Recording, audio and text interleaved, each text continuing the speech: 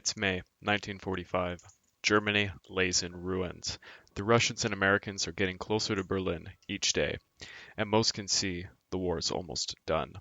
Hitler has committed suicide as of April the 30th, 1945, yet some will fight on until the wars end in Europe, May the 8th, 1945. Some of them were the brutal Schutzstaffel, also known as the SS. So, on May the 5th, 1945, US forces, allied with defected Wehrmacht forces, fought together against the Waffen SS division in which has come to be called the Battle for Itter Castle. You heard me right. US and Germans together fought a battle against the Waffen SS in World War II, and this is perhaps the strangest story of World War II.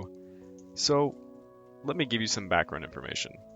Castle Itter, or Schloss Itter, is a small castle situated near the village of Itter in Tyrol province of Austria.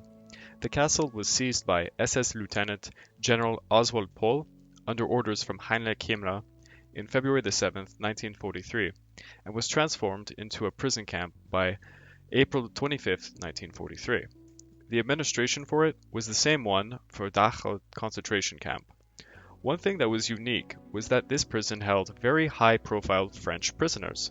The famous tennis player Jean Brouatra, former Prime Ministers Édouard Daladier and Paul Renard, former Commanders-in-Chief Maxime Weygand and Maurice Gamelin, the right-wing leader and French resistance member François de la Roque, and most interestingly, the elder sister de Charles de Gaulle, Marie-Agnès Cala. So on May the 3rd, 1945, a Yugoslav handyman named Zvonimir Kukovic, I'm sorry if I mispronounced that, for the castle, tricked the SS commander of the camp, Sebastian Wehme, to allow him to go to town for an errand. What he really was doing was taking a secret letter written in English by the prisoners to the nearest allies he could find to get help. He was also a resistance member. So Kukovic got on a bicycle and went to the city of Vogel, which was 8 kilometers down the mountains, but was still occupied by Nazi forces. Now at this time, the Wehrmacht were ordered to leave the area because a division of SS were occupying it. Luckily for Kukovic, he slipped past them, and roughly 60 kilometers away on the outskirts of the city, he found an advance party of the 409th Infantry Regiment of the US 103rd Infantry Division. He quickly informed them of the castle, asking for their help, but unfortunately the regiment did not have the authority to form a rescue party on their own. But they did promise they would get an answer from their HQ the following morning of May the 4th. Now because Kukovic failed to return to the castle, and because recently the commander of Dachau death camp, Obersturmbannführer Edward Wetter, was recently found dead under suspicious circumstances, an apparent suicide, on May the 2nd, commander of Castle Itter, Sebastian Wehme, feared for his life. Thus he abandoned his post and fled. The SS Totenkampfverband guards followed quickly after realizing the situation looked quite bad for them. After this, the prisoners were free and took control of the castle, and they began to arm themselves with what little weapons were left. They had not heard back from Kukovic, so they had sent another man, a Czech cook named Andreas Krobot, with a similar English letter to find help in Vogel from potential allies in the area. Krobot went to Vogel and ran into the Austrian resistance fighters, who then led him to the recently abandoned group of Wehrmacht soldiers who had defied their orders to leave the town and instead defected to help protect the local population from SS reprisals. They were led by a Major Josef Gangl. Prior to these events, Gangl reportedly sought to free the castle prisoners, but was unwilling to sacrifice his few troops to do a suicidal attack.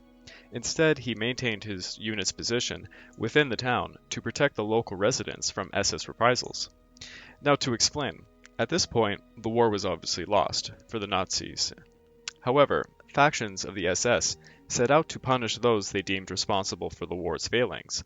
Thus, the SS in this region were shooting at any windows that were displaying white or Austrian flags. They also killed deserters, traitors, or anyone they deemed defeatist. Major Gangl was aware US forces would soon be in the area, so he awaited their arrival. So on May the 4th, a reconnaissance unit of 4 Sherman tanks of the 23rd Tank Battalion, 12th Armored Division of the United States, led by Captain Lee, reached the town of Kufstein, located 13 kilometers to the north. They were idling in the town square, waiting for the 12th to be relieved by the 36th Infantry Division, when Major Gangl showed up waving a white flag, asking for help. Lee listened to the situation and personally went on a reconnaissance to Castle Itter, driven there in Gangl's Kuppelwagen. Lee was forced to leave 2 of the 4 tanks behind to hold the position within the town, however. Thus, Captain Lee left with 2 tanks and only 14 US soldiers, Gangl, his driver, and 10 Wehrmacht artillerymen. On way to the castle, they came across a party of SS troops attempting a roadblock, but easily defeated their small numbers. However, Lee was then forced to leave behind 1 tank near the bridge to guard the position. Now, while all of this was happening, the French prisoners had requested an SS officer, Kurt-Siegfried, Schrader, whom they befriended in Castle Itter while he was injured and stationed there, to take charge of their defenses. Lee arrived, and the prisoners greeted him warmly, but they were quite disappointed by his small numbers. Lee then placed everyone under his command in defensive positions around the castle, and his 1 tank, Bisotten Jenny, sat at the main entrance. While Lee had ordered the French prisoners to hide, they refused, and fought regardless alongside the US Wehrmacht forces. On his way, Lee had noticed that 100 to 150 Waffen SS of the 17th Panzer Grenadier Division, led by Oberführer Georg Bochmann, were coming to retake the castle, and to kill everyone. It's nighttime, May the 4th. Scouting units of the SS begin opening fire upon the castle to prod and determine the strength of the defensive forces. Maschinengewehr 42, also known as the MG-42, began hailing bullets upon the defenders. The walls were being bombarded with gunfire late into the night.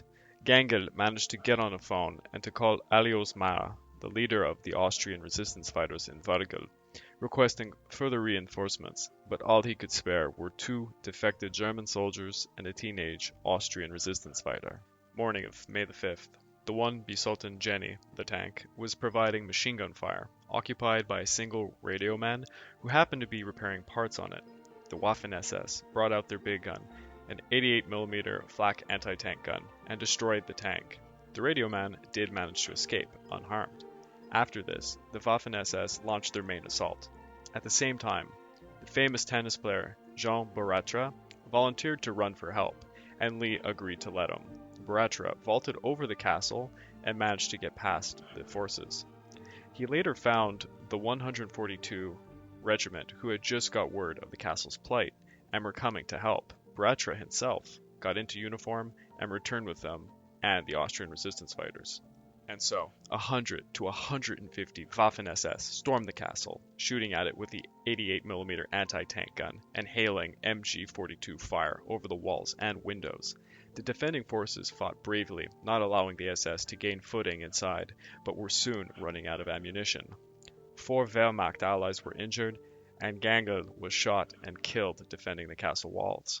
Around 4 p.m., minutes before the Waffen SS could destroy the main gate and take the castle, help finally arrived. The 142th Regiment and their Austrian resistance allies quickly attacked the SS forces, greatly outgunning and outnumbering them. Dozens of SS were killed in a battle, and over 100 were taken prisoner as the rest fled. Captain Lee received the Distinguished Service Cross. Major Gangl was posthumously honored as an Austrian national hero, having a street named after him in Wrgl. The battle took place 5 days after Hitler committed suicide, 2 days before the official signing of Germany's unconditional surrender. US forces, French prisoners, Austrian resistance fighters, and Wehrmacht defectors fought alongside another to defeat the Waffen SS division, the only battle where Americans and Germans fought alongside each other in World War II, making it one of the strangest battles in history. We really hope you liked this video, and please, if you could, give us a subscribe and or a like. Here at MBS History, we try to give you scholarly referenced information in an entertainable format to truly bring history to life. Thank you.